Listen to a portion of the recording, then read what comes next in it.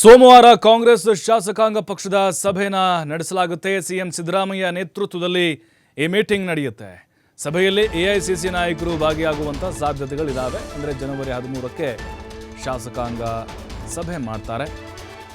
ಇದರಲ್ಲಿ ಹೈಕಮಾಂಡ್ ನಾಯಕರು ಕೂಡ ಭಾಗಿಯಾಗೋ ಸಾಧ್ಯತೆಗಳಿದ್ದಾವೆ. ಸಾಕಷ್ಟು ವಿಚಾರಗಳನ್ನು ಚರ್ಚೆ ಮಾಡಲಾಗುತ್ತೆ.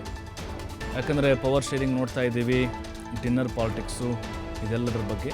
ಆಮೇಲೆ ಶಾಸಕರ ಅನುದಾನದ ಸಮಸ್ಯೆ ಬಗ್ಗೆ ಗಂಭೀರ ಚರ್ಚೆ ಆಗಲಿದೆ.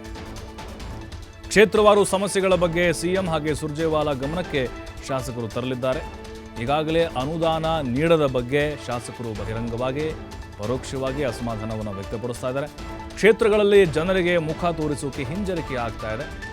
ಯಾವುದೇ ಅಭಿವೃದ್ಧಿ ಕೆಲಸಗಳಾಗ್ತಿಲ್ಲ ಅಂಥೇಳಿ ಆಕ್ರೋಶವನ್ನು ವ್ಯಕ್ತಪಡಿಸ್ತಾ ಇದ್ದಾರೆ. ಈಗಾಗಲೇ ಇದರ ಬಗ್ಗೆ ಸಿಎಂ ಗಮನಕ್ಕೆ ಕೆಲವು ಶಾಸಕರು ತಂದಿದ್ದಾರೆ. ಯಾಕಂದರೆ ಅನುದಾನಗಳು ಬಿಡುಗಡೆ ಆಗ್ತಾ ಇಲ್ಲ ಸಮರ್ಪಕವಾಗಿ. ಸ್ವಪಕ್ಷದ ಶಾಸಕರಿಗೆ ಅನುದಾನ ಬಿಡುಗಡೆ ಆಗ್ತಾ ಇಲ್ಲ ಅಲ್ಲಿ. ಯಾಕಂದರೆ ಗ್ಯಾರಂಟಿಗಳಿಗೆ ಜಾಸ್ತಿ ಕೊಡ್ತಾ ಇದ್ದಾರೆ.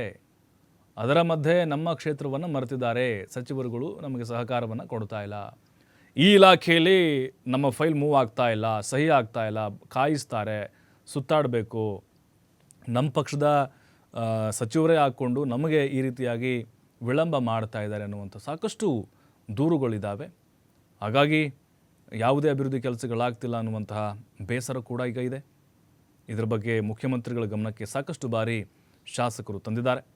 ಸೋಮವಾರ ನಡೆಯುವಂಥ CLP ಸಭೆಯಲ್ಲಿ ಎಲ್ಲ ವಿಚಾರಗಳು ಪ್ರಸ್ತಾಪ ಆಗುತ್ತೆ. ಹಾಗಾದರೆ ಶಾಸಕರನ್ನ ಸಮಾಧಾನ ಮಾಡ್ತಾರಾ ಮುಖ್ಯಮಂತ್ರಿ ಸಿದ್ದರಾಮಯ್ಯನವರು? ಎಲ್ಲರನ್ನೂ ಕೂಡ ವಿಶ್ವಾಸಕ್ಕೆ ತೆಗೆದುಕೊಳ್ಳುವಂತಹ ಒಂದು ಸವಾಲು ಕೂಡ ಮುಖ್ಯಮಂತ್ರಿಗಳಿಗಿದೆ.